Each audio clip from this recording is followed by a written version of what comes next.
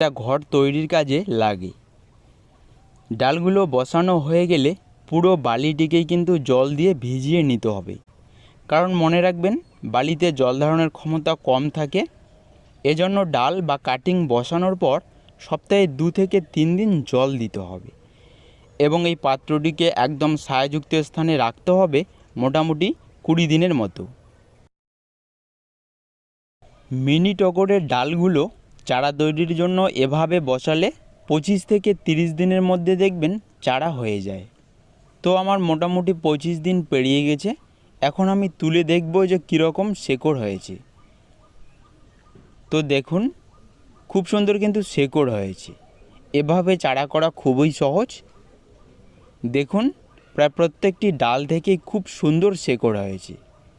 এখন এগুলো বসালে সহজেই গাছ হয়ে যাবে এবং পরবর্তীতে আমরা এখান থেকে ফুল